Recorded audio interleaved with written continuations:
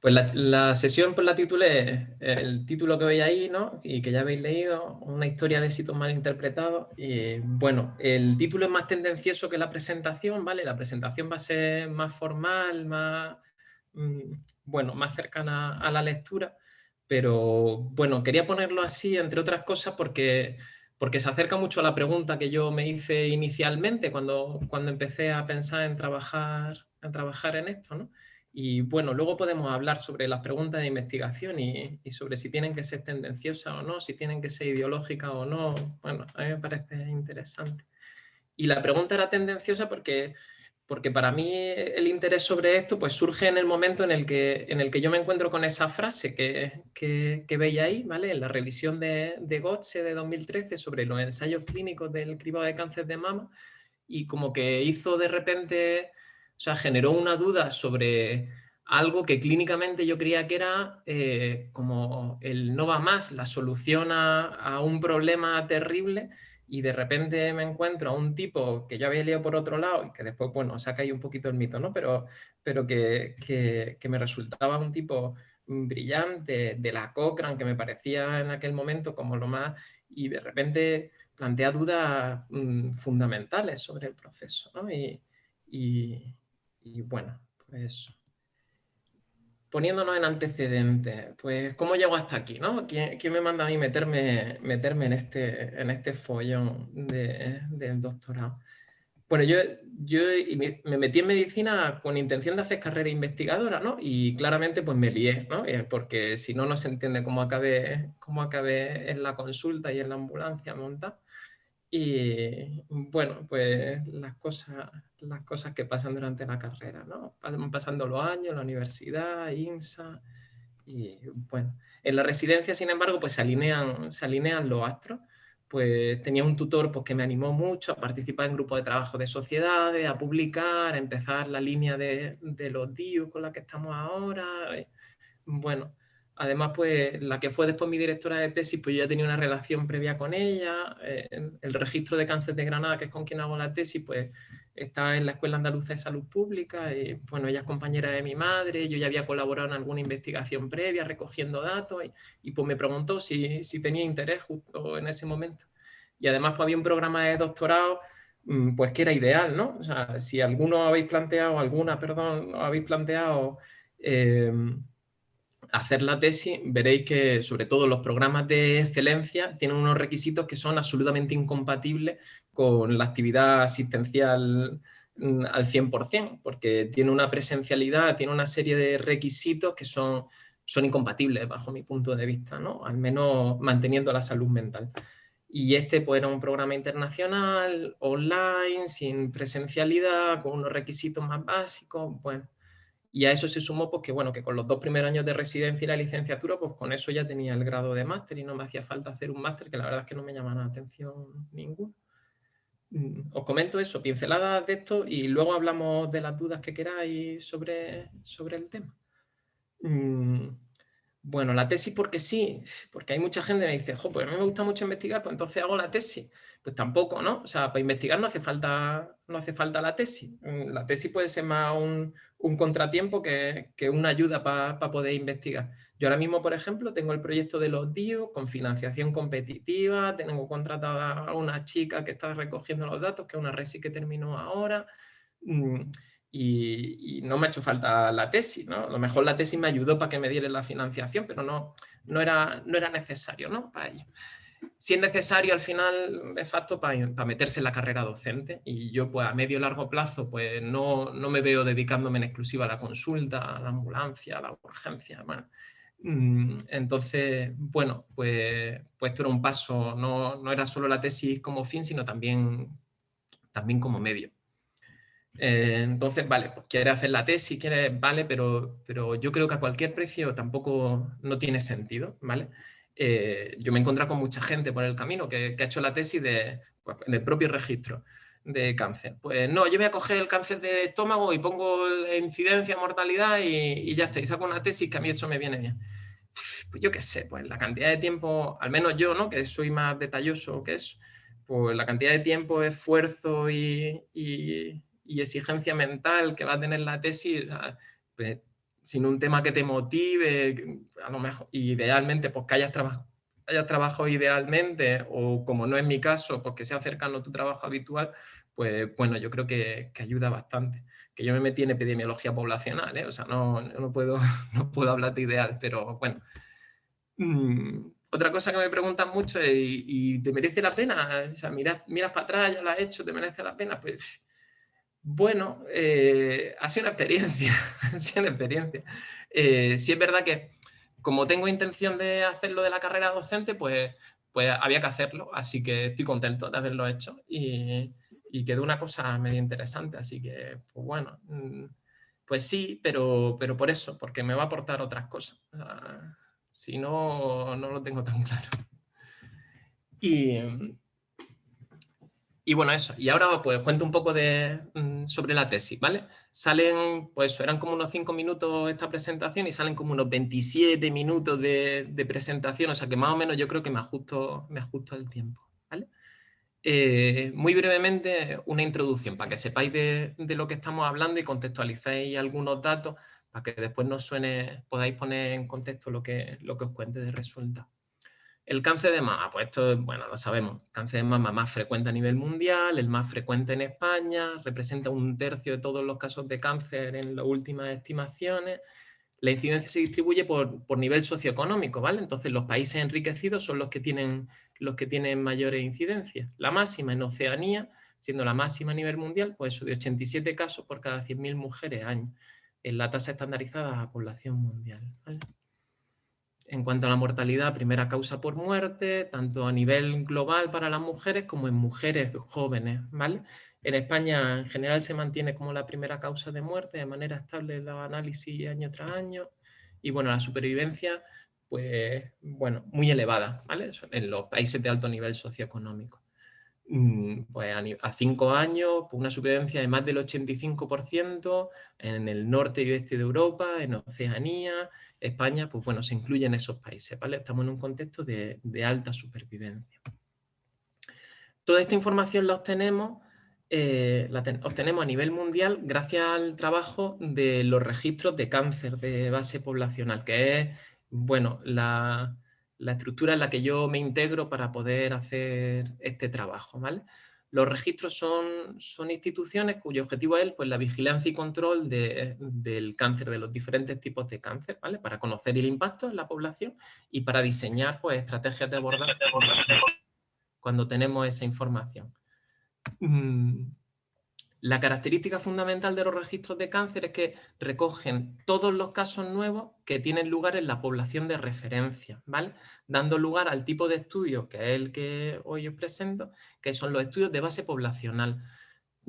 Estos estudios, al incluir todos los casos de una población, tienen una gran validez interna. Podemos sacar conclusiones con gran fiabilidad de aplicación a la población de referencia, ¿vale?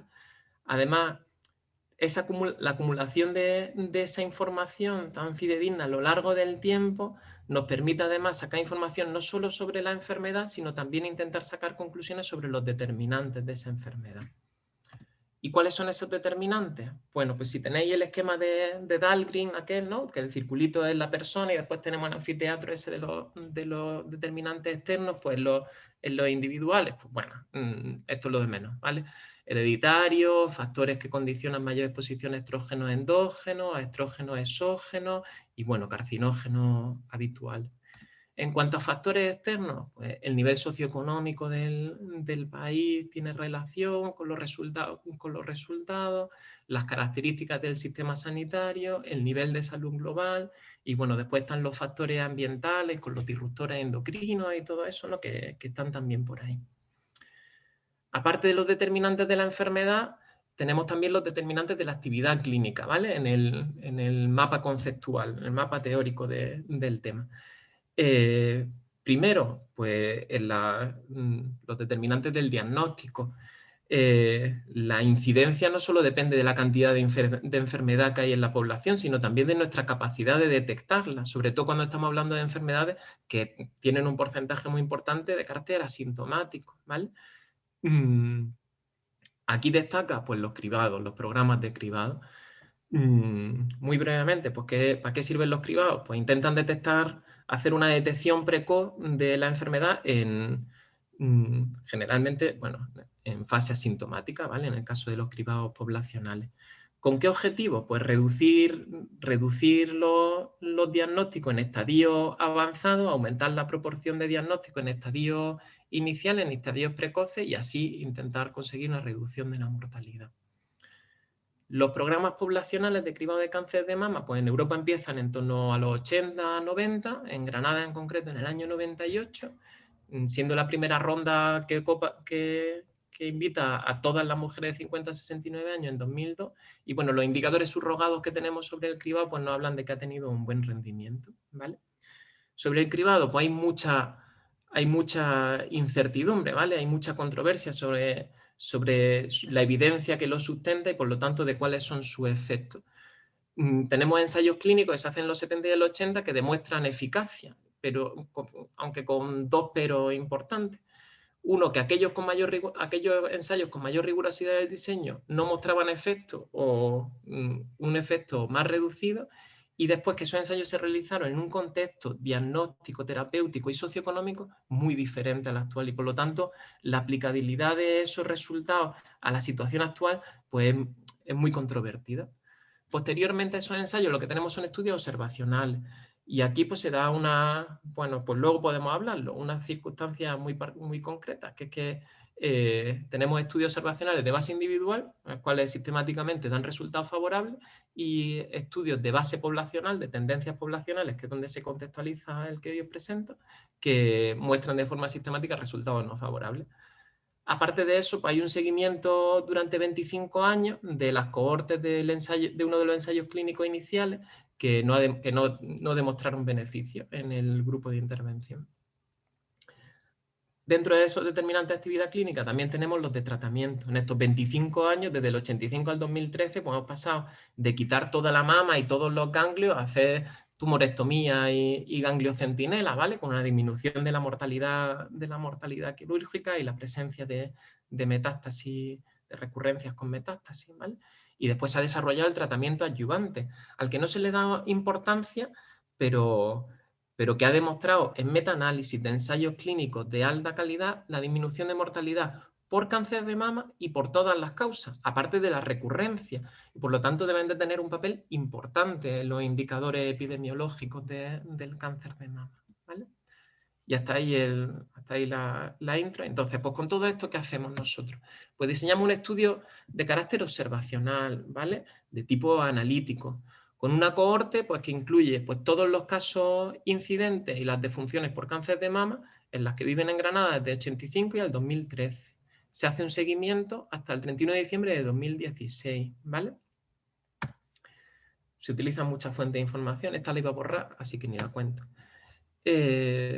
¿Qué hacemos con esa cohorte que tenemos? Pues primero hacemos un análisis descriptivo en el que vemos pues, número total, las tasas brutas, estandarizadas, específicas para los grupos de edad y la tasa acumulada. Y después hacemos dos análisis analíticos, valga la redundancia. Uno de tendencias temporales mediante un tipo de regresión que se llama regresión de joint point de la incidencia y la mortalidad, que la veréis expresada en las gráficas como porcentaje de cambio anual, ¿vale? Y que está hecha de forma para el global de los casos, por grupos de edad y por estadio. El análisis por estadio se limita al periodo 2000-2013. Esto no es porque sí, es porque de antes no tenemos datos, ¿vale? Cosa que a mí me impactó muchísimo, ¿no? O sea, con un cribado de cáncer de mama implantado, que no tengamos datos por estadio desde el año 2000 recogidos de forma sistemática, y el registro de Granada es de los primeros que empezó a recoger, ¿no? Pero nos viene bien, porque el cribado empieza en el año 98, primera ronda completa 2002, pues bueno, viene bien. Por último, hacemos un análisis de supervivencia, de la supervivencia observada o bruta, con el Kaplan-Meier de toda la vida, y después de la supervivencia neta, ¿vale? La supervivencia neta, para los que no lo sepáis, consiste en ver cuál es la supervivencia quitando la influencia del resto de causas de muerte, ¿vale? ¿Cuál es la supervivencia específica por cáncer de mama? Entonces ahí pues, se cogen tablas de esperanza de vida, se quita y bueno, pues se restan el resto de las causas para intentar sacar pues, bueno, un medido específico. está muy de moda y se hace mucho. Entonces, en cuanto a los resultados de lo que hicimos, ¿vale? Para el periodo 85-2013. Para el periodo 85-2013, pues el cáncer de mama representa el 25% de todos los casos de cáncer en la provincia de Granada en mujeres, ¿vale? Siendo así, pues el cáncer más frecuente en mujeres. Para el periodo global, pues casi 9.000 casos acumulamos. La tasa estandarizada población mundial, ¿vale? Es de 51,4. Si acordáis, Oceanía era 84, me parece que 87, que es la más alta del mundo, ¿vale? Para que lo contextualicéis. En el periodo 2000-2013, pues más de la mitad, con unas tasas pues más elevadas. No nos interesa la distribución por grupo. ¿Cuáles son las tendencias de la incidencia durante este periodo, durante el periodo 85-2013? Pues de forma global, que en la línea verde, pues vemos un crecimiento anual de la incidencia del 2,5%. Es decir, cada año el crecimiento de la incidencia aumenta un 2,5%. La velocidad con la que crece aumenta un 2,5%. Este crecimiento, que es significativo, ¿vale? Que se representa en todas las gráficas con el asterisco, se ve para todos los grupos de edad, ¿de acuerdo? Tanto para los más mayores como para el grupo 0-39 años, ¿vale? Cuando analizamos la bibliografía para ver cuáles han sido las tendencias en otros análisis, podemos diferenciar dos periodos. El periodo que va desde los 70 hasta el final del siglo XX, ¿vale? En el que en general, pues tanto en Europa como en Estados Unidos se ve un aumento de la incidencia global, ¿vale?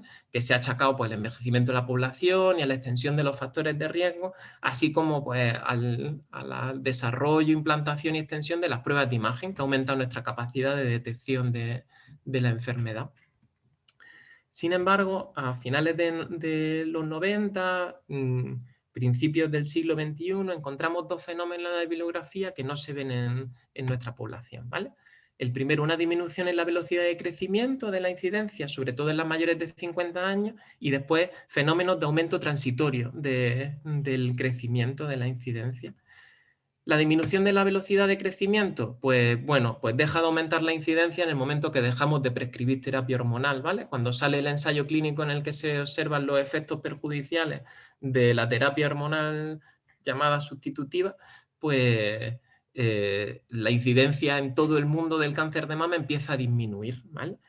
En Granada, ¿por qué no se observa? Bueno, España se ha caracterizado por tener una prescripción de terapia hormonal desde el inicio muy baja respecto al resto del mundo, lo que podría explicar que ese cambio no tenga un impacto sobre la incidencia.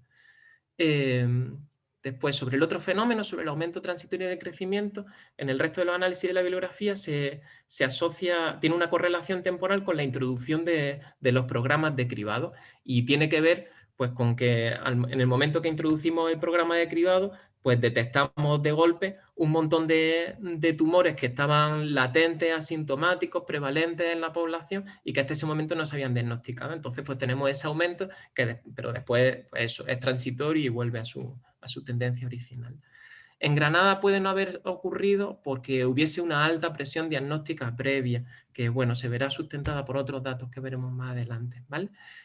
Lo que llevaría a que hubiese menos casos asintomáticos sin diagnosticar al inicio del programa. Esto se vio en otras poblaciones, como por ejemplo Barcelona, en el que el 67% de las participantes en la primera ronda de cribado se habían hecho una mamografía en los 2 años previos, ¿de acuerdo? O sea, que ya habían empezado el cribado de forma oportunista, pero ya habían empezado en un 67% de ellas.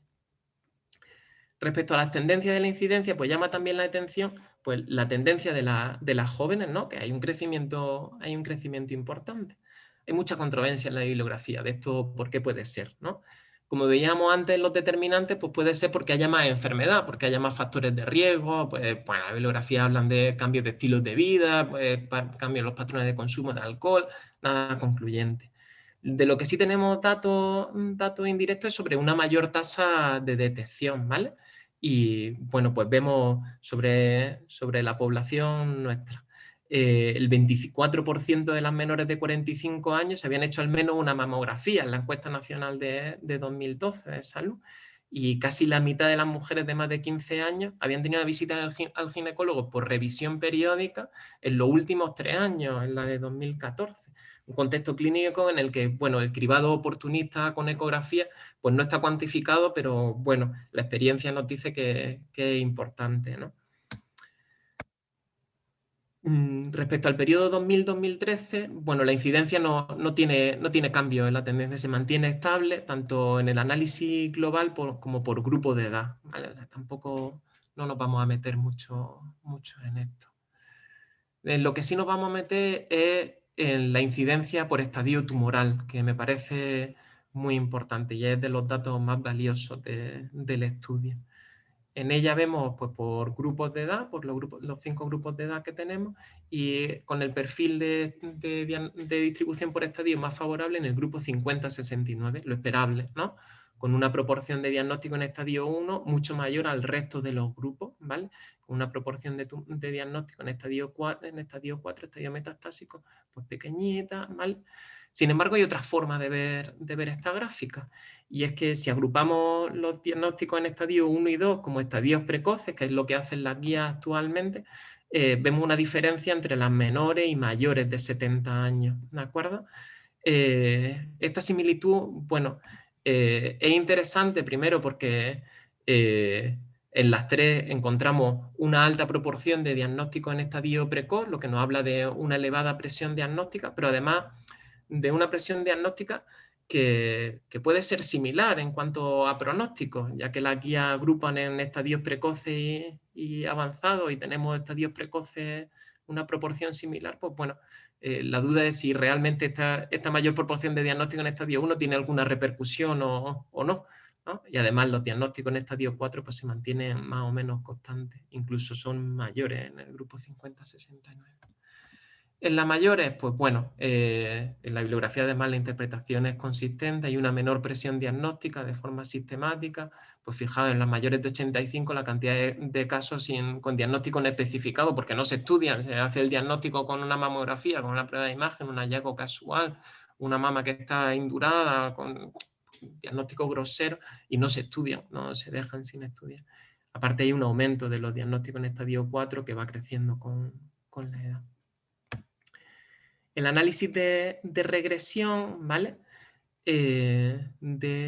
Por estadio de este periodo 2000-2013 muestra un crecimiento muy acusado de los diagnósticos en estadio 1, ¿vale? Pero no se ve cambio ninguno en el diagnóstico, o sea, en la proporción o en la evolución de la incidencia de estadios más avanzados, diferentes al estadio 1. Bueno, estos diagnósticos en estadio 1, pues como veíamos en la gráfica previa, pues corresponden sobre todo a menores de 70 años y en especial al grupo 50-69 años. Son expresión, sin ninguna duda, de esa elevada presión diagnóstica. Y la otra conclusión que se saca de este análisis es que la no disminución de estadios avanzados es un criterio casi se podría decir sine qua non para poder hablar de un adelanto diagnóstico eficaz y por lo tanto, bueno, la ausencia de esa disminución nos lleva a pensar en el sobrediagnóstico, ¿vale?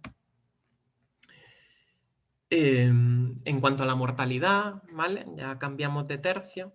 Para el periodo 85-2013, bueno, pues el cáncer de mama representó el 14,7% de todas las defunciones, siendo el cáncer más letal, ¿vale?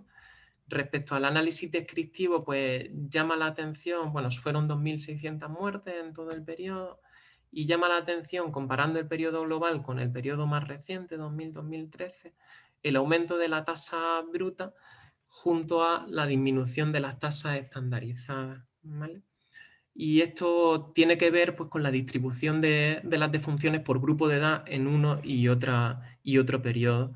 En el periodo más reciente, las muertes en el grupo 50-69 años han disminuido a costa de un aumento de las muertes en los grupos de mayor edad.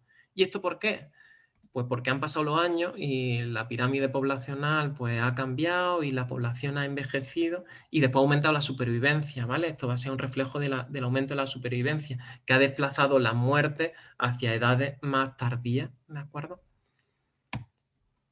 En cuanto al análisis de regresión, pues bueno, hay una disminución en el análisis global, ¿vale? Leve, pero ahí está, y que se mantiene desde el 85, constante y sin cambio, hasta el 2013. Esta disminución pues, se observa en los análisis también que se hacen tanto de España como de otros países europeos, ¿vale? El hallazgo es constante y se ha asociado pues, al crecimiento socioeconómico y el aumento de la cobertura sanitaria y traducido en, bueno, pues una mayor detección precoz, una mejoría terapéutica, ¿de acuerdo? Respecto a los programas de cribado, ni en nuestro análisis, ni en ningún otro análisis de la bibliografía se ve que esta disminución se inicie después de comenzar el programa de cribado, ni se modifica, es decir, no aumenta el descenso de la mortalidad, no es más pronunciado tras el comienzo de los programas de cribado, ¿vale? Y en eso es consistente nuestro hallazgo con la bibliografía. En el análisis estratificado por grupos de edad, pues hay una disminución de la mortalidad significativa solo para los grupos 50-69 y 40-49, ¿de acuerdo? Bueno, llama la atención primero que la disminución de la mortalidad sea similar en el grupo participante o invitado al cribado y el no invitado al cribado, ¿vale? Y ahí, pues bueno, genera controversia sobre cuál puede haber sido el papel en esta tendencia.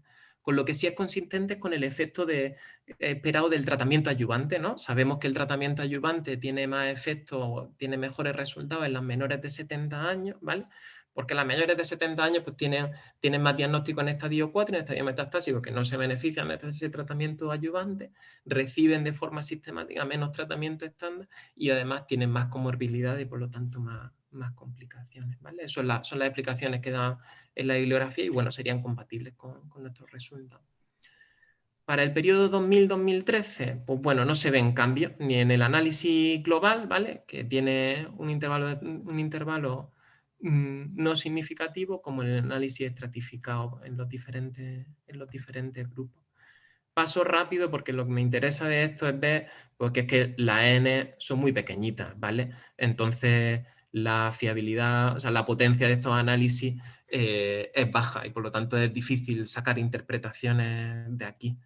Sí es verdad que en otro análisis también se ve, en el análisis del último periodo, se ve una tendencia menos acusada que para el periodo global o para los periodos previos y hay gente que ha interpretado en esto, bueno, en contra del cribado. Me parece especular, ¿de acuerdo? Y lo que sí está claro es que con nuestro análisis, con nuestros resultados, no podemos hacer conclusiones. Respecto a la supervivencia, pues encontramos un aumento de la supervivencia muy importante, sobre todo a 3 y 5 años, pues llegando a la supervivencia, en este caso neta, hasta valores por encima del 85% a 5 años, lo que es una pasada, ¿vale? Este aumento de la supervivencia es consistente en la bibliografía, tanto para este cáncer como para otros cánceres, y por lo que se ha llevado a la hipótesis de que esto tiene que ver, pues, bueno, con factores generales, como ya hablábamos antes, ¿no? Aumento de gasto sanitario, cambio en organización sanitaria, accesibilidad a pruebas y tratamientos, ¿vale? En un análisis, bueno, pues muy somero y muy grosero sobre los factores socioeconómicos y sanitarios de Granada, pues parecería que son contrarios, ¿no? Pero bueno, ni las fuentes nos permiten un análisis de indicadores que permitan comparar con otras poblaciones, ni son de gran calidad, ni tenemos para todo el periodo. Bueno, no podemos saber mucho. Posiblemente, bueno, sea el error aquí en los indicadores, porque la supervivencia y la tendencia es clara, ¿no? En el análisis estratificado, pues tenemos a la izquierda la supervivencia observada o bruta, ¿vale? Y a la derecha la supervivencia neta, ¿vale? La específica por cáncer de mama, por decirlo así de forma simple y un poco errónea. Aquí, ¿qué vemos? Pues que las menores de 70 años, los 3 grupos menores de 70 años, pues presentan una evolución y unos resultados pues bastante parecidos, ¿vale? En la bibliografía esto se interpreta como que no hay, que también se ve en la bibliografía, que no hay beneficio en la distribución, de esa distribución por estadio más favorable que veíamos en el grupo 50-69, esa mayor proporción de diagnóstico en estadio 1, ¿no? Esa es la primera conclusión que se puede sacar, que me parece clara y me parece directa. Otra conclusión que se podría llegar, pues que la presión diagnóstica no solo es sobre el grupo 50-69, sino que es sobre sobre todas las menores de 70 años, ¿no? Sobre todas las jóvenes, y por eso conseguimos resultados similares. También está el efecto del tratamiento adyuvante, ¿no? Que en todas las menores de 70 años pues genera un beneficio global, y podría explicar esa similitud tanto en la tendencia de la supervivencia observada como de la neta, ¿vale? Las mayores de 70 años pues tienen unos valores mucho más bajos, ¿vale? Las diferencias, o sea, una de las primeras conclusiones que se puede sacar, pues esa diferencia que hay entre la observada, entre la supervivencia observada y la supervivencia neta, es decir, cuando quitamos el resto de las causas fuera del cáncer de mama, es que la supervivencia está muy condicionada en este grupo por otras causas de mortalidad, ¿no? Por las comorbilidades. Cuando dejamos la supervivencia bruta, o sea, contando todas las causas de muerte, pues es mucho más baja que la supervivencia neta. Además, pues bueno, esto puede ser un reflejo de esa mayor proporción de diagnóstico en estadio 3 y 4 que veíamos en las gráficas previas. Y bueno, en la bibliografía pues ya hablábamos, se habla pues de menor proporción de aplicación de tratamiento estándar, del menor efecto del tratamiento adyuvante, tanto por las comorbilidades, la mayor proporción de diagnóstico en estadio 4. Bueno, ¿todo esto de dónde se saca? Pues es súper curioso, porque es de Europa del Este, ¿vale? El contexto socioeconómico y sanitario que se genera en los países de Europa del Este, tras la caída del muro de Berlín, da lugar a una situación, pues bueno, que no es experimental, pero que sí permite analizar países de unas regiones similares, ¿vale? Pero con contextos diferentes. Ahí se ve pues, unos diagnósticos mucho más tardíos y en estadios mucho más avanzados que se explicaron por una menor presión diagnóstica, ¿vale? Respecto, ya por último, en el análisis de la supervivencia del último periodo, del periodo tras el inicio del cribado, 2000-2013, tenemos el análisis por estadios, ¿vale? Aquí, pues el estadio 1 pues, se mantiene con una supervivencia neta por encima del 95% en todo momento, ¿vale? Aparte de eso, pues observamos un aumento de la supervivencia en estadios 2 y 3 y, bueno, también de los estadios 4, la supervivencia en estadios 4. El incremento de la supervivencia en los estadios 2 y 3 es esperable cuando tenemos en cuenta los beneficios del tratamiento adyuvante, sobre todo en estos estadios y además, bueno, muy importante. La consecuencia fundamental es que el adelanto diagnóstico tiene un impacto sobre el pronóstico mucho menor. Cuando la supervivencia de los estadios del estadio 2 y el estadio 3 es más elevada, el beneficio que obtenemos por conseguir diagnóstico en estadio 1 pues es mucho menor, ¿de acuerdo? Entonces, bueno, eso hay mucho debate sobre cuál es la implicación. Vamos, este es el factor clave que en las editoriales se habla y que a mí me parece que representa para que el cribado no tenga el efecto que podría ser esperable, ¿vale? Respecto a los diagnósticos en estadio 4, pues bueno, hay un aumento de la supervivencia, pero bueno, la supervivencia se mantiene baja, lo cual es esperable, ¿no? El 40% de los casos tienen 70 o más años, la cirugía que requerimos es más agresiva y tiene más morbimortalidad asociada y además pues tienen menos beneficio del tratamiento adyuvante. Y lo voy a dejar aquí, ¿vale? Porque la tesis es más extensa, pero me parece que ya os doy bastante la brasa con eso. Las conclusiones, bueno, en las tesis se leen las conclusiones, yo las he reducido, pero bueno, son muchos textos. Me parece que, lo he dejado así porque me parece que ayuda a consolidar las cosas que he dicho, ¿vale? Y así podemos discutir sobre ellas y decirme si os parecen bien o no. Entonces, pues eso, la incidencia pues, ha aumentado de forma constante, tanto de forma global como por todos los grupos de edad, y esta tendencia pues, es similar a la observada en Europa. Se ha explicado por el envejecimiento de la población, la extensión de las pruebas de imagen y con mayor incertidumbre la expansión de algunos factores de riesgo. La tendencia de la incidencia no ha mostrado ningún cambio asociado a la introducción del cribado. Hay algunos análisis previos que sí, pero bueno, no nos vamos a meter eso porque es muy complejo. Bueno, si alguien quiere lo explico, pero no es relevante. La incidencia en estadio 1 ha aumentado de forma clara durante el periodo 2000-2013, mientras que en el resto de estadios se ha mantenido estable. La proporción de estos diagnósticos en estadio 1 es mayor en el grupo 50-69. Esto se explica por el crecimiento de la presión diagnóstica, se puede explicar por el crecimiento de la presión diagnóstica, sobre todo sobre mujeres asintomáticas en el contexto del cribado, ¿no? Pero puede ser fenómeno, y eso es lo que tenemos que hablar y lo que habría que dilucidar, de sobrediagnóstico más que de un adelanto diagnóstico eficaz. Respecto a la mortalidad, pues ha tenido una disminución constante, que solo ha sido significativa en los grupos 40-49 y 50-69 en el análisis estratificado. Y bueno, en un contexto de elevada tasa de detección, que se puede deducir por lo que hemos ido hablando, pues son compatibles con la extensión del tratamiento adyuvante estos resultados. La supervivencia pues, ha aumentado durante este periodo en todos los grupos de edad, pero menos en las mayores de 70 años, ¿vale? Esto es coherente pues, con los determinantes considerados en la mortalidad y con las características del sistema sanitario. La supervivencia para los estadios 2, 3 y 4 ha mostrado un aumento discreto entre los años 2000 y 2013, llegando la supervivencia en el estadio 1 y 2 a ser similar en el último periodo, ¿vale? Y manteniéndose estable la supervivencia en el estadio 1. Esto es coherente con el efecto esperado con la adecuada aplicación del tratamiento adyuvante, y los resultados similares entre estadio 1 y 2 reflejan la disminución del beneficio por adelanto diagnóstico. Y aquí. Esta me parece a mí la conclusión personalmente más importante, la que más controversia tiene también, ¿vale? Si bien existe un aumento de la incidencia de tumor en el estadio precoz tras la introducción del cribado, no se observa ningún cambio en la evolución de la incidencia, mortalidad ni supervivencia que sugiera un beneficio poblacional asociado a la introducción del programa de cribado tras más de 10 años de su introducción. Y bueno, respecto a las mujeres jóvenes, pues el aumento de incidencia en Granada ha sido mayor que en otros países europeos, pero la tasa de incidencia que se ha alcanzado en el último periodo pues es similar, ¿vale? Y es baja respecto a otros grupos de edad. La evolución es paralela de otros grupos, por lo que, bueno, pues en principio podría explicarse por los mismos determinantes.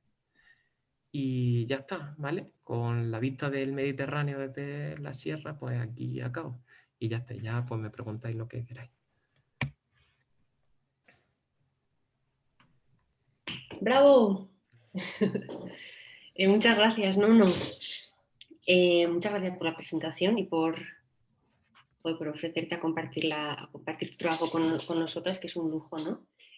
Entonces, vale, estábamos Paula y yo para dinamizar esto un poco. Recordaros brevemente sobre el debate. Bueno, si queréis podéis levantar la mano y Paula y yo os vamos dando vez. Y luego, si os apetece, pues presentaros antes de participar y así sabemos un poco quiénes estamos hablando.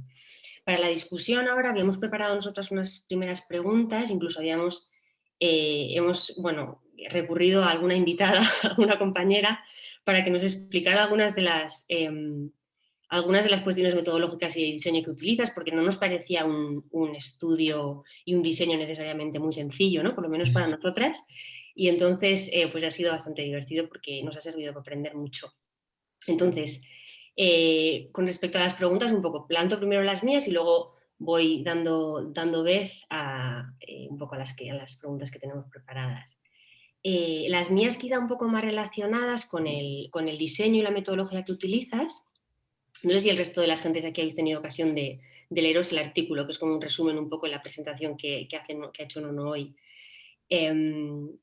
Entonces, en el diseño, entiendo yo, y también lo has explicado ahora, como que es un estudio de cohorte con seguimiento retrospectivo de base poblacional, y es bastante interesante porque haces como un triple análisis, ¿no? Haces el análisis descriptivo, luego haces el análisis de tendencias temporales, y ahí, muy curioso también lo de la regresión joint point, que no conocía, y entiendo yo que es un poco como la herramienta que utilizas para valorar si las tendencias son significativas o no, ¿no? Y entonces, en función de eso, pues sacas el porcentaje y todo esto.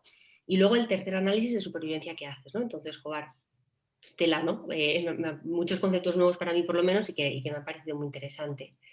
En relación un poco al tema de la primerísima tabla, donde presentas un poco las tasas de incidencia y de mortalidad por periodos de tiempo, quería hacerte una pregunta con respecto a eso, porque vemos ahí que ofreces como diferentes cifras tomando como referencia la población europea y la población mundial, ¿no? Y a mí eso como que me generó, cuando leía el artículo, me generó mucha confusión, ¿no? Porque digo, ¿por qué ofrece dos cifras y la incidencia es la que es, ¿no? ¿Por qué tienes esos dos números? Entonces, bueno, lo consulté con Cristina, que es una compañera que luego ahora va a hablar, y me explicó un poco, ¿no? Y me pareció interesante, me preguntaba si igual para aquellos que no estamos familiarizados con los diseños observacionales, si igual podrías explicarnos un poco la necesidad de utilizar poblaciones europeas y mundiales de referencia a la hora de reportar y estandarizar las incidencias, ¿no? Y luego la segunda pregunta que te quería hacer era ¿por qué reportas mortalidad y también supervivencia? Porque, o sea, digo yo, no es lo mismo, pero al revés, o en qué medida se diferencian o se complementan. Creo que has hecho algún apunte sobre eso un poco en la exposición, pero bueno, igual si, por si hay también alguien que no lo tiene del todo claro, igual puede ser interesante Vale. comentarlo, no sé. Vale, bueno, sí, o sea, para mí fue todo un viaje aprender toda esta metodología. Yo sabía mucho menos de epidemiología y sobre todo de epidemiología poblacional cuando empecé la tesis de lo que necesitaba después. Pero bueno, pues fue la consecuencia inevitable de juntar pues, la idea que tenía, ¿no? Yo quería investigar sobre esto y las herramientas que tenía, que eran el registro de cáncer. Entonces, pues bueno, eh, era la manera más fácil y más accesible para mí de poder investigar esto. Entonces fue, pues bueno, pues voy a formarme en esto, ¿no? No es, es una forma típica de acercarse a la tesis, pero bueno, me pareció la adecuada en aquel momento. Entonces son dudas, las que me plantean son dudas que yo también tenía antes de ponerme con esto.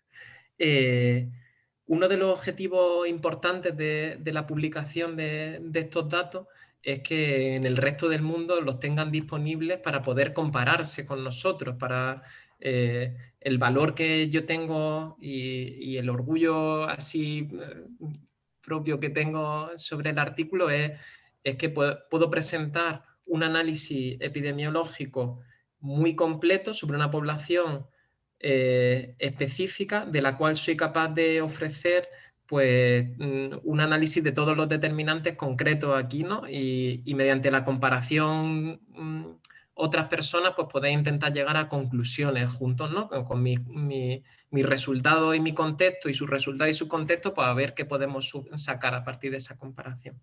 Lo que pasa es que las tasas son proporciones, son pues, la proporción de casos, la proporción de muertes que hay en una población concreta. Entonces se refieren a esa población concreta y están condicionadas por la distribución por edad de las poblaciones, por la pirámide poblacional. Tú no puedes coger la tasa de mortalidad, la tasa bruta de mortalidad de Granada y compararla con la de Berlín, porque la distribución por edad de ambas poblaciones es diferente.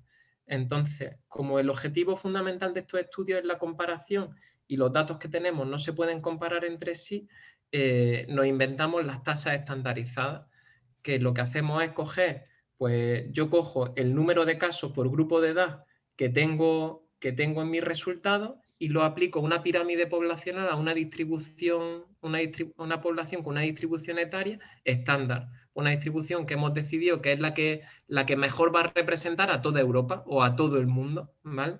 Y con eso, pues tenemos resultados que son comparables entre sí y conseguimos alcanzar pues, ese objetivo fundamental de estos estudios que es la comparación, ¿vale? Valga la redundancia. Entonces, estandarizar una tasa es aplicar tus resultados, tu número de casos, a una población con una distribución por edad estándar, que sirve para aplicarla pues, a Europa o al mundo, ¿vale? Respecto a la diferencia de mortalidad y supervivencia, no es fácil, ¿eh? O sea, yo buscando, hay más de uno, de dos y de tres artículos de revisiones narrativas intentando explicar cuáles son las diferencias interpretativas entre la mortalidad y la supervivencia y por qué son importantes ambas. La mortalidad te habla, bueno, el número de muertes o la proporción de muertes en una población dada. La supervivencia, entonces, está determinada por el momento, o sea, por el número de fallecimientos. La supervivencia le añade un carácter temporal, por así decirlo. La supervivencia nos habla del tiempo que pasa desde que se diagnostica hasta que fallece. Entonces está condicionada por el número de fallecimientos, pero también por cuándo fallecen. Y no solo por cuándo fallecen, sino también por cuándo se diagnostican los casos. Entonces, una detección precoz de los casos puede generar un aumento de la supervivencia. Incluso pueden generar un aumento de la supervivencia sin disminuir la mortalidad, si no tiene una consecuencia, o sea, si realmente ese adelanto diagnóstico no nos permite hacer cosas para que se muera gente más tarde, ¿vale? Entonces, bueno, pues ahí se puede ver. Tenemos, pues, y justamente en el cáncer de mama es súper importante, sobre todo de cara al cribado, ¿vale? Que tenemos sesgos muy importantes, como son el sesgo de adelanto diagnóstico. Pues está ahí famoso Giuliani, que ahora es famoso por otras cosas, pues cuando era alcalde de Nueva York, pues tuvo una frase ahí súper famosa que era: yo por vivir en Nueva York, pues si a mí me diagnostican un cáncer de próstata, yo voy a vivir 20 años más o 10 años, no me acuerdo, ¿vale? Pongo una cifra X. 10 años más que si me lo hubiesen diagnosticado en la medicina socializada de Inglaterra, ¿vale? Y al final, bueno, de lo que estaba, o sea, en realidad los resultados de los pacientes con cáncer de próstata en Inglaterra, si no me equivoco, eran mejores que los de Estados Unidos, pero en Estados Unidos se hacía el PSA de forma sistemática a todo el mundo, además en gente mucho más joven, y entonces, claro, diagnosticabas casos mucho antes, pero casos además pues, que no iban a ser importantes y que representaban sobrediagnóstico, entonces pues tenía una supervivencia muy grande, pero sin repercusiones en la mortalidad, ¿vale? Y no sé si he hecho la explicación más compleja con este ejemplo, pero a mí me parece muy claro. No sé si respondo ahí las dos cosas. Sí, totalmente. Lo has explicado, Vale. muy bien. Y muchas gracias. Sí, joder. Gracias a ti. Me queda claro, sí. Y entonces, pues ahora quería presentaros a Cristina, que es una compañera. Bueno, no me he presentado yo en este sentido. Entonces, yo soy Sara Calderón, hice la residencia de Medicina de Familia y Comunitaria en Granada. Entonces, de ahí también conozco a Nono. Bueno, en fin. Y entonces ahora me vine a Londres y ahora mismo trabajo de médica de familia aquí y también lo compatibilizo con el doctorado. Y entonces, estando aquí, conocí a Cristina, que es una compañera, bueno, que ahora se presentará ella, pero bueno, básicamente ella es un poco también la que me ha ayudado a descifrar parte de la metodología, ¿no? Y a prepararme un poco las preguntas. Entonces, le habíamos pedido si también quería participar en esto y si se animaba un poco a hacer un comentario y a lanzarte ella misma las preguntas. Así que te doy paso a ti, Cristina. Estaba poniendo el audio. Bueno, hola, yo soy Cristina, yo soy pediatra y nada, ahora estoy en Londres, me he venido aquí para hacer un máster de epidemiología y ahora estoy haciendo mi doctorado también. Y gracias porque ha sido muy bonita la presentación y muy interesante el artículo, muy difícil me ha parecido, o sea, debía ser un currazo muy loco, pero muy interesante y muy clave, ¿no? Entonces, a mí lo que me ha llamado mucho la atención es la falta de datos, ¿no? Me ha parecido muy loco que hasta 2000 no se recogieran los estadiajes de cáncer de mama, no sé si en España o en Granada específicamente, pero me ha parecido bastante impactante. Y también me llama la atención que no se tenga en cuenta este tipo de sistemas de vigilancia, ¿no? y que no se recojan este tipo de datos previo a la implementación de estos sistemas de screening que a priori suenan muy bonitos, pero que luego tienen su parte oscura, ¿no? Que además es difícil de entender y de explicar todos los efectos negativos que pueden generar estos programas, ¿no? Entonces mi primera pregunta es un poco esa. ¿Qué datos te han faltado o qué tipo de datos crees que tendrían que recogerse pre y post implementación de estos programas para poder generar conclusiones más robustas respecto al impacto de estos programas?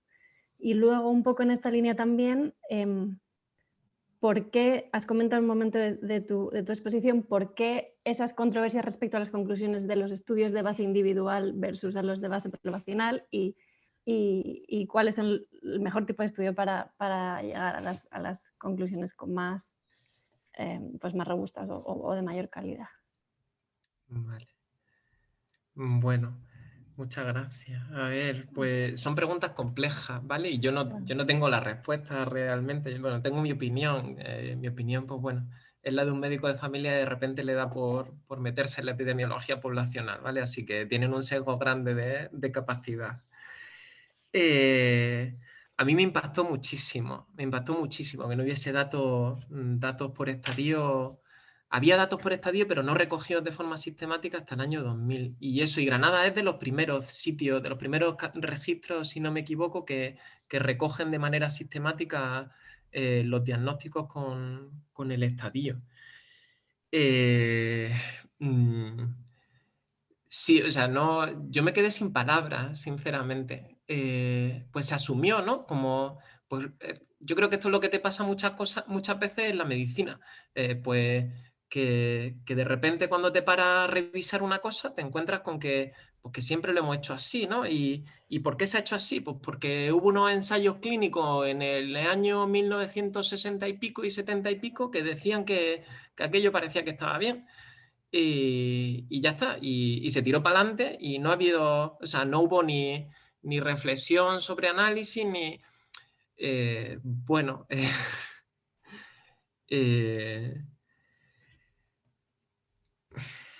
¿qué datos hacen falta para analizar los resultados? Depende de qué tipo de estudio quieras, ¿vale? El Vinay Prasad, este chico que está en la Hopkins, si no me equivoco, o me habló no de la Hopkins, bueno, no me acuerdo. Es un chico de ascendencia india, si no me equivoco, que está en Estados Unidos y que publica un montón y publica mucho sobre cáncer. No, es oncólogo, el tipo de oncólogo, eso es. Y trabaja mucho sobre cáncer, habla mucho sobre cribado y habla mucho sobre epidemiología de cribado y el tipo, bueno, el tipo es una máquina. Y es lo que propone hacer un ensayo clínico en todo, o sea, financiar con millones de dólares y de euros un ensayo clínico a nivel mundial y dejarnos de tonterías y llegar a la conclusión que esa va a ser la mejor forma y punto, ¿vale? Entonces, pues el que sabe más que yo propone eso. Creo que por generar más polémica que como una idea real, ¿no? Pero bueno, ahí está, esa opción. En los estudios de base poblacional, creo que lo fundamental es los análisis por estadio. Y ahora mismo, bueno, hay análisis muy interesantes y estudios recientes. Welch es un tipo que a mí me resulta fascinante por su...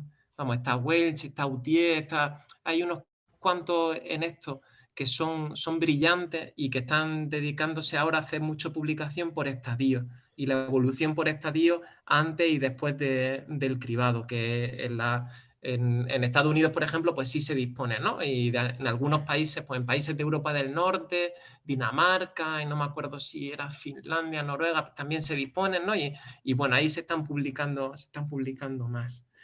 Y posiblemente ese sea una cosa muy importante. Sigue siendo un factor, sigue siendo una variable subrogada, ¿vale? No es una variable dura, pero sí es verdad que, por ejemplo, en todos los análisis se ve que la proporción de diagnóstico en estadio 4 no varía con el cribado en ningún análisis, en ningún estudio. Y eso es importante porque tienen un aporte a la mortalidad muy importante los diagnósticos en estadio 4, ¿vale? Y después, pues eso se ve, o sea, ese aumento en la proporción de diagnóstico en estadio 1, sin esa, o sea, pero sin esa disminución acompañante de los diagnósticos en estadio avanzado. En algunos sí se ve disminución de estadio avanzado, pero no la suficiente como para poder explicar todo el aumento de diagnóstico en tipo 1, ¿vale? O sea que yo creo que a conclusiones muy potentes sí llegan, ¿vale? A lo mejor no son los ideales, yo no sé cuáles son los ideales, pero sí llegan a conclusiones muy interesantes. O sea, conclusiones tan interesantes como que me parece difícil de discutir que el cribado de cáncer de mama genera bastante sobrediagnóstico y que eso va a tener un impacto sí o sí. Después, a lo mejor el cribado compensa, ¿vale? Pero que es que ahora mismo tenemos gente en posiciones importantes que siguen negando la existencia de sobrediagnóstico, un sobrediagnóstico medio importante en el cribado de cáncer de mama. Y a mí eso ya me parece pues faltar a la verdad, ¿vale? Yo no tengo la verdad, pero me parece, viendo los análisis, que decir que no hay sobrediagnóstico y que ese sobrediagnóstico no es importante, creo que pasa de controvertido, ¿vale? No quiero ser muy contundente, que además me están grabando. Entonces, Pues eso, yo me quedaría con estadio y ese es el estudio que yo quiero hacer ahora, ¿vale? Coger, analizar más estadios de forma más concreta, hacer más análisis específicos sobre el estadio, tenemos disponible el estadio quirúrgico también, o sea, bueno, trabajar un poquito sobre eso. Y mi ilusión sería hacer ese análisis con todos los registros de cáncer de España, ¿vale? Pero bueno, vino el bicho y como vino el bicho, pues se paró el mundo. Yo el artículo, si habéis fijado, está publicado entre otras, con Marina Pollán, que es la que ha llevado el estudio de seroprevalencia adelante. Y yo quería con ella, pues yo tenía ganas de a ver de proponerle a través de mi directora, pues si se podía hacer algo, si se podía, pero bueno, ya está, pues llegó el bicho. Y el bicho lo puede todo. Respecto a los estudios observacionales, base individual, base poblacional, pues bueno, no hay una conclusión, ¿vale? El grupo Euroscreen, que es el grupo oficial sobre la evaluación del cribado de los cribados de cáncer en la Unión Europea, defiende los de base individual, ¿vale? Y concretamente todos los estudios, prácticamente todos los estudios de base individual que he publicado son los suyos. O sea, no, hay muchísimos, ¿vale? Y todos son del grupo Euroscreen. A mí me parece que los estudios de base individual tienen su papel, ¿vale? Las repercusiones sobre las mujeres, sobre los individuos son importantes, pero yo rompo una lanza a favor de los estudios de base poblacional, sobre todo porque es que estamos hablando de programas poblacionales, estamos hablando de programas, o sea, cuando tú diseñas un programa de salud pública, un programa de prevención, además eso de aplicación sistemática poblacional, tú estás pensando en resultados poblacionales, tú no solo estás pensando en resultados individuales, y los resultados individuales y poblacionales tienen determinantes diferentes, no es lo mismo, ¿vale? Entonces, ¿son los únicos los estudios poblacionales los que tenemos que hacer? No, pero me parecen importantes, o sea, me parece que tienen que estar ahí y me parece que tienen que tener, o sea, para nosotros confiar en ese programa y financiar ese programa para toda la población, tendremos que saber que tiene un beneficio para la población, ¿no? Y sobre todo cuando además tenemos la experiencia previa, por ejemplo, con el cáncer de cervix, de que con el cáncer de cervix no hay duda. Con el cáncer de cervix tú miras los estudios de base poblacional y salen todos favorables. Sale bien, baja la mortalidad claramente, se asocia a la introducción del cribado. Y entonces, ¿por qué con el cáncer de mama no? O sea, eso es una duda que tenemos que resolver, eso es una pregunta que hay que resolver, porque además es que o sea, se nos va mucho dinero primero, que además que no nos sobra y que podríamos estar invirtiendo en otras cosas, ¿no? Y además a lo mejor se nos van muchos daños y algunas vidas en aplicar el programa de cribado, no solo por los efectos indirectos, sino por los falsos positivos, bueno, que hay ahí, ¿no? Entonces, que me he ido a los efectos individuales, ¿no? Pero a mí me parece que los estudios poblacionales tienen su importancia y fíjate que aquí me estoy enfrentando, o sea, estoy diciendo lo contrario que los que evalúan los cribados de cáncer en la Unión Europea. Pero yo lo creo y por eso, vamos, si no hubiese terminado la tesis, si no hubiese tirado la tesis a la basura al segundo o tercer año, pero yo creo que tienen su importancia. Y ya está, que me lío. Muchas gracias. A ti, ya ves. Pues, Paula, no sé si también querías comentar alguna cosilla. Sí, yo quería hacer un par de preguntas, pero hay una persona que comenta que se tiene que marchar y que ha dejado un par de preguntas. Entonces, si acaso antes de que se marche le da tiempo a contestar, no sé si conectado os ha tenido que marchar ya. Creo que se llama Firas. A ver. No sé si se ha marchado ya. Bueno, si está aún y me oye, puede utilizar el micro. No está. Bueno, comentaba, como se queda grabado, imagino que lo podrá ver luego, dice, ¿existe algún organismo en España que evalúe estos resultados clínicos de los cribados y valore su utilidad? ¿Quién ha propuesto parar los cribados de cáncer de mama en Francia o Suiza? ¿Es una agencia local o algo europeo? Gracias. A ver, ¿hay evaluación de los resultados clínicos de los cribados? Sí, eso, el grupo Euroscreen y, vamos, hay guías de práctica clínica sobre cómo tienen que ser evaluados los cribados y hay ahí resultados, pero son o sea, son todo indicadores subrogados de tasa de participación, tasa de detección tumoral, ese tipo de cosas. Y vamos, si están los resultados publicados. No sé qué decisiones se toman. Bueno, se toman las decisiones que dicen, pues el programa tiene buenos resultados, pues seguimos con él, ¿no? Y ya está. No tengo ni idea de quién ha propuesto parar los cribados de cáncer de mama en Francia o Suiza. De Francia es Autier, que es un autor que publica muchos estudios poblacionales potentes y con resultados bastante controvertidos. Ni idea. Hay una agencia, vamos, lo que sí, la tercera, que haya alguna agencia local o algo europeo, eso, pues hay un organismo europeo sobre esto y nacional, yo creo en España que no.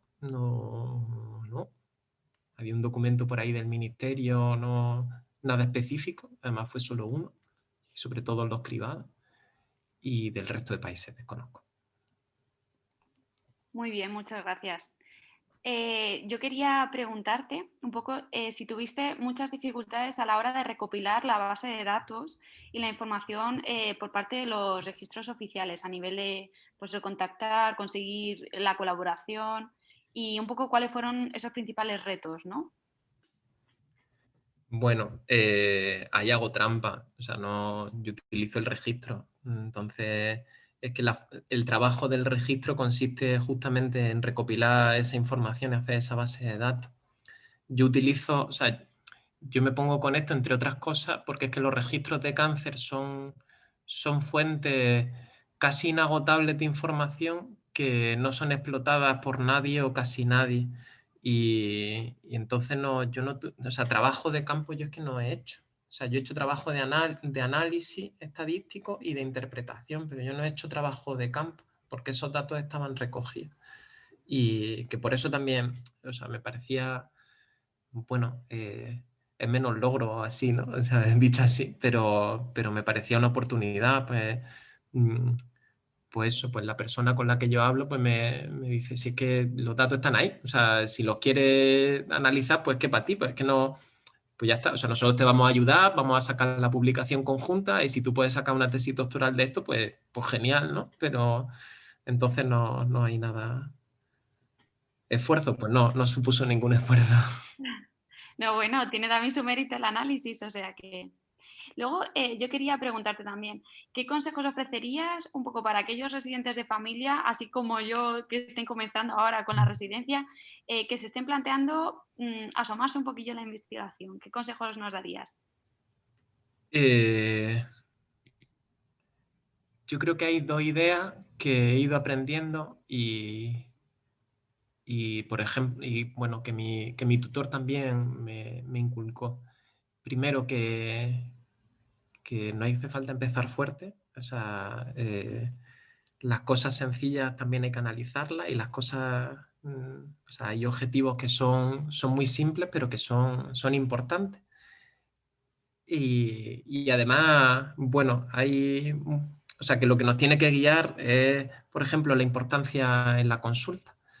Y que las cosas importantes en la consulta a veces van a ser muy fáciles de medir y muy fáciles o sea, va a ser muy fácil empezar. Y eso me lleva a otra cosa, y es que es mucho mejor trabajar sobre cuestiones del día a día, sobre cuestiones de la consulta, que sobre la epidemiología poblacional del cáncer de mama, ¿vale?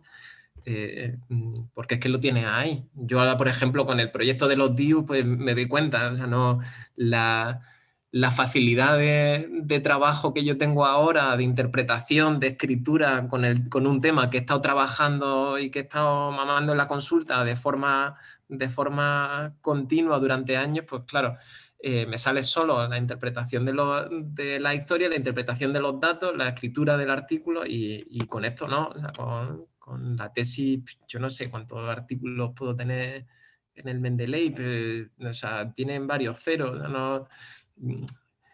Entonces, bueno, y después hay ideas muy buenas que aunque te parezca mentira, nadie las ha estudiado, ¿vale? Entonces, cosas, pues a mi tutor le gustaba mucho la ecografía. Ya se ha jubilado, ya no, pero por ejemplo, o sea, cosas tan sencillas, pero a la vez tan importantes como cuál es la capacidad diagnóstica de un aneurisma de aorta por residentes de medicina de familia frente a radiólogos. Que eso te tienes que buscar, pues tus compañeros resi y un radiólogo enrollado. Y de eso hay un par de artículos por ahí a nivel, creo que eran de Inglaterra, que demostraban que había o sea, que los resultados pues eran similares, ¿no? Y en el contexto del cribado en población de alto riesgo, pues puede tener sus implicaciones. Y es un estudio sencillo que se hace en el día a día y que nadie ha hecho aquí, ¿vale? Por poner un ejemplo. O sea, no... Pues con eso enlazo la siguiente pregunta que tenía apuntada y es, un poco, ¿qué puertas crees que se dejan abiertas para futuras investigaciones? Mi trabajo, dices. A mí me resultaría súper interesante ver los resultados de otros registros de cáncer de España, poblaciones similares, en las que los programas son más o menos similares, pueden cambiar el grupo de edad invitado, pueden cambiar el momento en el que se inicia el programa de cribado. Yo tendría mucha curiosidad por verlo y eso me resultaría súper interesante. Los análisis por estadio son, por ejemplo, muy sencillos y los datos del registro, pues ya he dicho que están recogidos y normalmente no son analizados por nadie. Y a mí eso me gustaría mucho verlo. Ahora que tengo tiempo y que no estoy con la consulta, pues a ver si me puedo poner con lo de Granada y a ver qué sale. Y bueno, pues no lo sé. O sea, tenía interés, pues, o sea, pensando en otros programas de cribado, en otros cánceres, otras actividades de prevención, el cáncer de cervix, la introducción de la vacuna sistemática. Bueno, ahí tenía ahí varias ideas por ver qué salía. Pero tampoco he encontrado tiempo hasta ahora, la verdad. Genial, pues muchísimas gracias. Si hay alguien más que quiera hacer alguna pregunta, puede abrir el micrófono, comentarlo por el chat y damos paso. Ahora es el momento.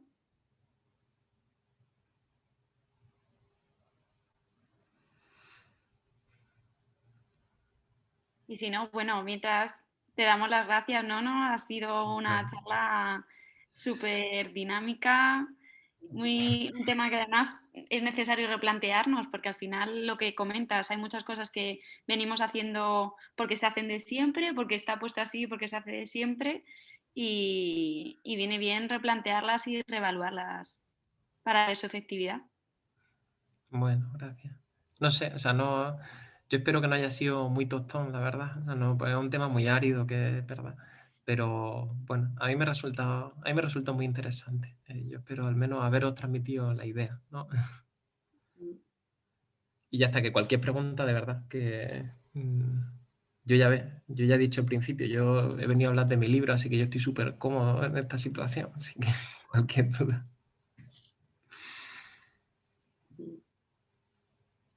Aprovecho para comentar, o sea, esto nace como esta iniciativa de hacer espacios, bueno, de por lo menos como crear un poco espacios de formación relacionados con la investigación, acaba de surgir, entonces esto es como una iniciativa de la cabecera y lo pretendemos hacer cada mes y hay un grupete de gente se encargado de organizarlo y de pensar un poco las temáticas.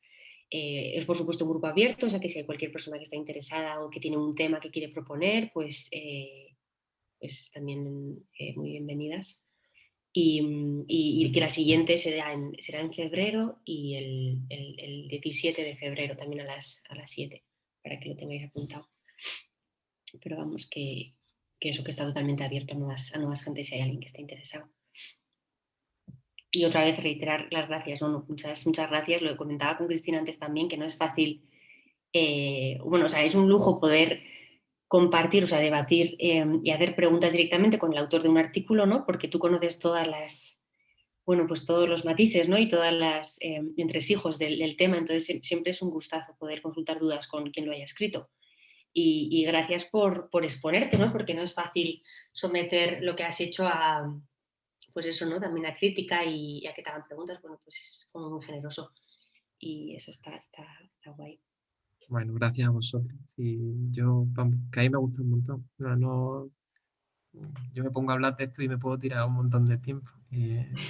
Pues que os acordéis de mí para contar a mí, bueno, eso, que gracias. Y ya está, que cualquier cosa, vamos, si no hay dudas ahora, pero hay dudas después, yo mi correo lo escribo ahí, o queréis hacer algo sobre esto, o tenéis alguna duda sobre el doctorado, o lo que sea, bueno, pues ya está, yo ahí tenéis mi contacto para lo que necesitéis. Bueno, la mayoría me conocéis, que leche, pero bueno, para las que no, pues ahí tenéis el contacto, ¿vale? Perfecto. Pues igual damos cierre o cómo lo veis. Sí, ¿no? Venga, pues. Pues muchas gracias a todas por venir y nos vemos la siguiente.